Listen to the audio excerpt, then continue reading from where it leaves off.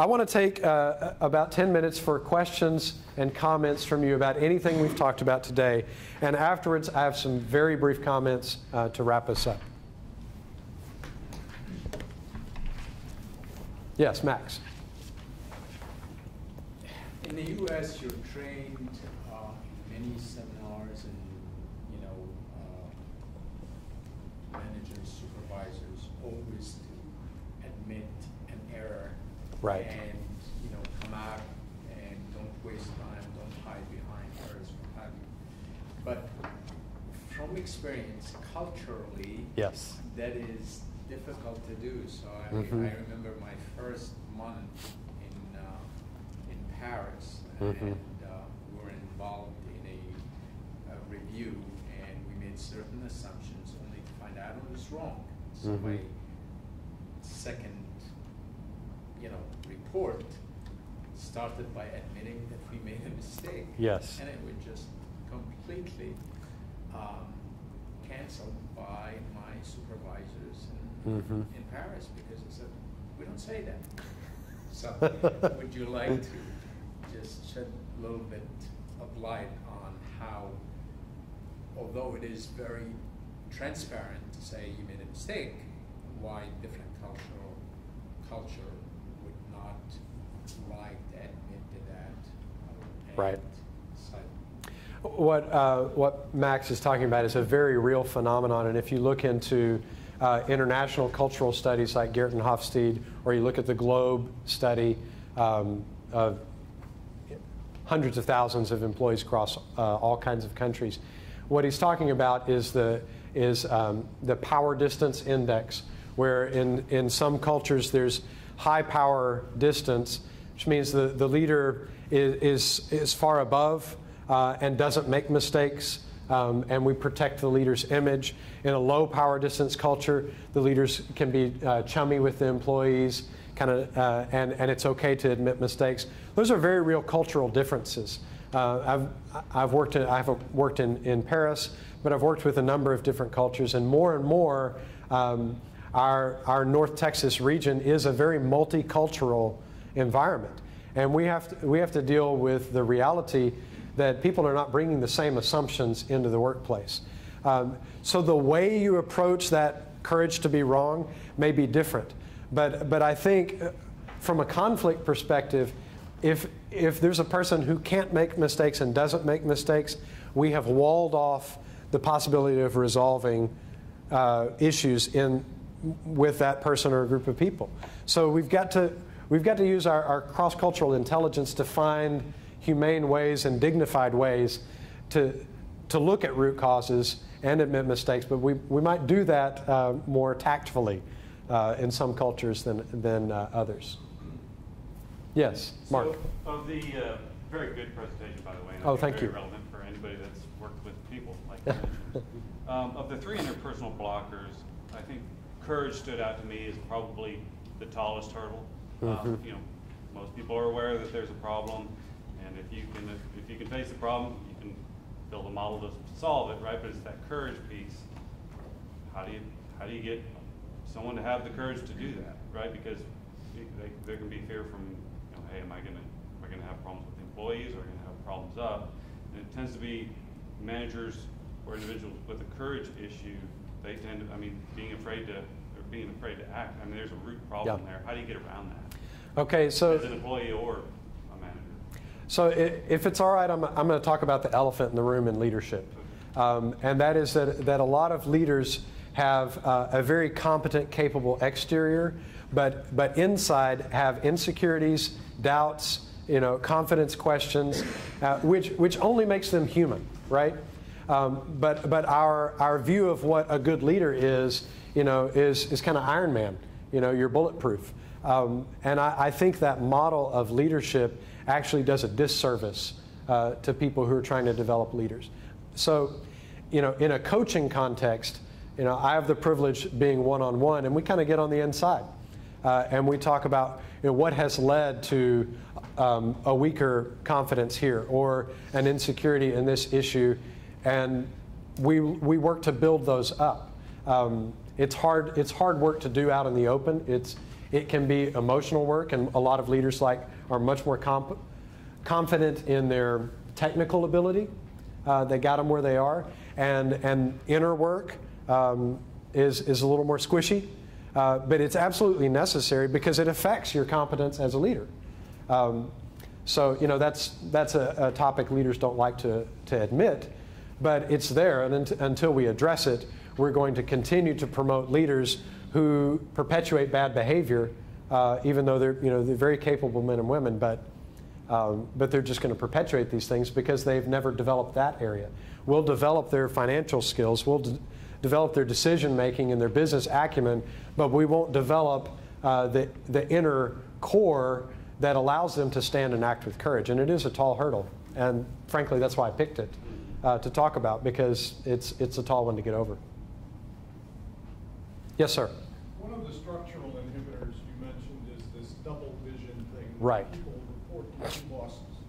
A lot of large corporations are organized in this so-called matrix fashion. Exactly. Where an engineer reports to the director of engineering, but he's also on a product development team, and reports to a vice president of development for that customer.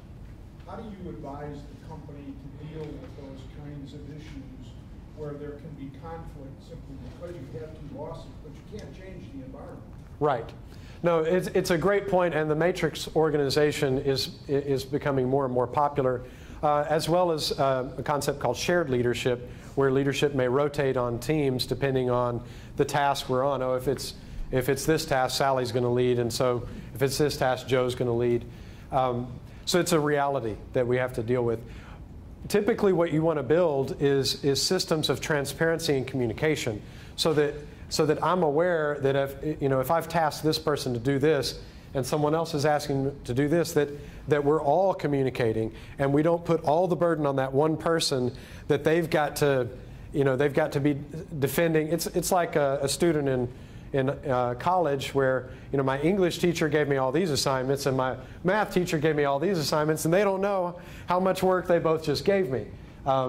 So in a matrix, you want to build systems of transparency and communication that don't put all the burden on that person that's reporting in two ways.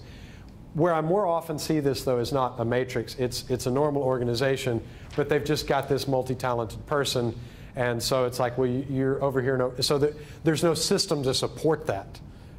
It's kind of a one-off situation, and that is going to generate, both situations can generate conflict.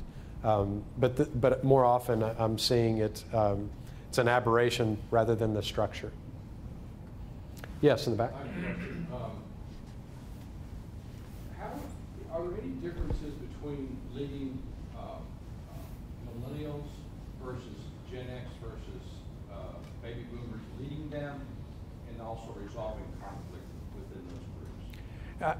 I'm going to say yes and no. On one level, people are people, and people want to be respected and valued and treated fairly, and that's going to cut across all the generational divides. But there are generational differences, and I think the millennial generation really wants to dispense with anything that gets in the way of authenticity. We just need to be 100% real and open, and other generations are not as willing to do that. My own generation, Gen X, tends to be a little bit more lone wolf, and there's a kind of a latchkey mentality of we had to, no one did it for us, we had to do it on our own. So there are differences. I don't really have time to unpack that, but I do find the commonalities is listening to people, showing appreciation, valuing and respecting, involving people in the conversation will go a long way, regardless of their generation, to getting you over conflict humps. I'm going to take one more question, and I'll be glad to visit with people after. Greg, is that what you were going to say? Okay. Yes, sir. Tips for handling the passive-aggressive behavior when it comes to trying to get to the root cause of conflict? That really is a challenge. And I've recently been involved in a scenario where we worked, and I'm not sure we made a whole lot of progress. And that was at the root of it.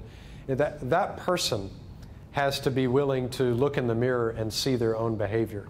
And what kept happening in the scenario that I'm referring to is, I held up the mirror over and over again, and the person would look in it, see it, acknowledge it, turn around, and we're stuck in the same rut. So some of those ruts are deep, and they're hard to get out of. So that's, if you're facing that, it's not that it can't be done, but it is hard. I would be glad to visit with any of you afterwards. I'm not rushing off, but I do want to say just a brief word of conclusion. In my work, one of the biggest things that ties up leadership time and teams is the fog of perpetual conflict. It burns calories, it blocks profitability, and that's why we're here today talking about it. At the beginning, I introduced 3 sets of factors, the 6 relational dynamics, the 5 structural inhibitors, and the 3 interpersonal blockers that keep companies locked in a cycle of destructive conflict. We've been talking about one of these this morning, and before I go, I'd like to offer you an invitation to meet with me privately at no cost to you and connect the dots on what might be going on in the organization or organizations that you work with. A few moments ago, we all participated in a small act of courage when we recognized some common leadership mistakes that many of us have made, like trying to solve a relational problem with a structural solution or changing a meeting agenda to avoid a conflict. What I hope we've seen together today is that the reason many companies are experiencing continual conflict is that they're focused on the wrong problem. How many of you would see value in a solution that directly addresses the real source of conflict and not the fog or the superficial issues? So that bespoke solution begins with a complimentary call to assess the underlying factors that are creating the conflict you're experiencing.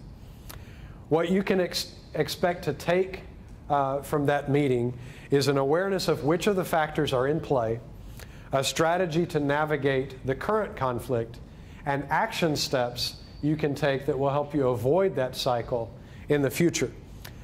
There's a limited number of times I'm available over the next week, and out in the back at Andrea's station there's a sign-up sheet. I'd invite you to go back there and see if one of those times would work with you for a call. And let me say, this is not an offer that is out to the general public. It's for the VIP list of friends and participants for Aspire. I'm not doing this for anybody else, but I wanted to do it to say thank you to you. My intention today is that you walk away with tremendous value, not just from what I've shared, but also your interaction and networking with other leaders. Thank you for coming and participating.